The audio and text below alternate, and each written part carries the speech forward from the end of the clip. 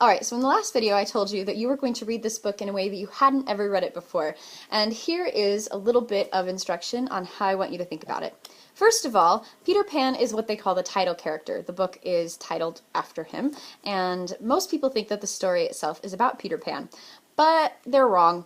Peter Pan is a story about Wendy, and I say that because Peter as a character doesn't change. From the beginning to the end of the story, he's what they call a static character. A static character is a character that doesn't change. They have the same opinions, the same lifestyle, the same views on their lifestyle from the beginning of the story to the end of the story. Wendy is the dynamic character of the book.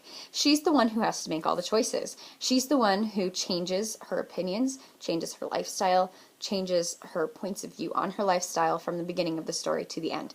So get out of your head that this is Peter's story, because it's not. It's Wendy's story. If this is Peter's story, then it's a fun little adventure novel, but it doesn't really have a point. If it's Wendy's story, or at least not a point that's very good. If it's Wendy's story, then we have a book about a girl who's really trying to make some choices about what she wants to do with her life and how she wants to view her future specifically, particularly along the ideas of growing up. So get it out of your head that it's Peter's story, because it's not. It's Wendy's story. If that's the case, if we are looking at it as Wendy's story, then there are a lot of symbolic things we need to pay attention to. Now, before we start talking about symbols, you need to know really what they are. A symbol is a physical representation of something usually that's kind of hard to describe.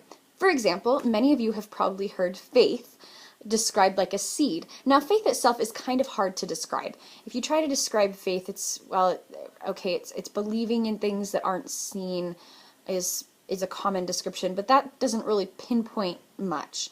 As opposed to a seed, well, if you compare faith to a seed, you say, okay, well, when you plant a seed into the ground, you know what you would like to grow, but you don't really know necessarily how long it's going to take, or if the ground is going to be good enough, unless you're a very experienced gardener. If you're like me, that's definitely the case, because you're definitely not an experienced gardener, but it requires belief that that little tiny seed will grow into something bigger, and that is a description that most of you have heard of. So that means that lots of times in Peter Pan, characters or objects or places are going to represent something else. Now, that doesn't mean that they will all the time, or that the symbol will stay the same. This is the difference between an allegory and a parable. An allegory is a story where everything has a symbol that is constant the entire story.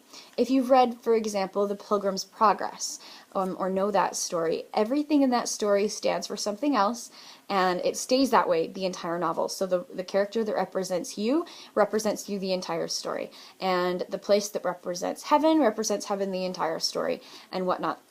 Peter Pan isn't quite like that.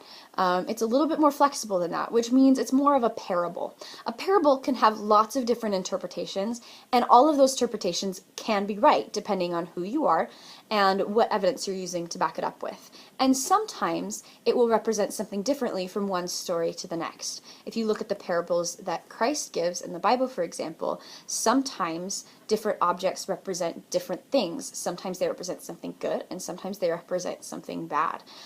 Money is like this, for example. In the parable of the talents, if you look at a talent as a corrupting force, then maybe the guy who buries his one talent is actually doing something good. But in this case, he's not doing something good because the master actually wanted him to multiply his talents as opposed to hiding them in the sand. But in other versions of parables that involve money, the money is corrupting and evil, and it's not good for people to have a lot of. So you can see that the symbol behind those things definitely has to be taken in context, and depending on the part of the story you're telling. Peter Pan is like that. Sometimes different characters or places will represent specific things that then shift. So you'll want to keep an eye on that and say, okay, well, what might this mean right now? A couple of things that you'll want to keep an eye on, for example, are Captain Hook. Captain Hook is traditionally, if you're looking at the play, traditionally played by the same actor who plays Wendy's father, which means that in the book, Captain Hook really does in many ways represent Wendy's feelings on what it means to grow up and what her feelings are towards her dad. So keep an eye on that. Sometimes it's a little more generic, a little bit more just what it means to grow up in general, and sometimes it's specifically, I'm having a hard time with my dad right now, I don't know why he is the way he is, that sort of thing.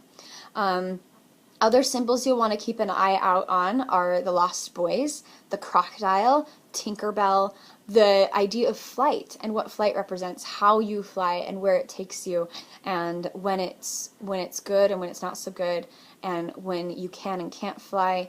You'll want to take a look at time, because where Neverland is, there's time is a little bit wonky. Neverland itself is very symbolic, as you'll find when you read the first couple of chapters. So there are a lot of different symbols to look out for, and to keep an eye on how they shift and change as the book goes on, because they don't really stay the same.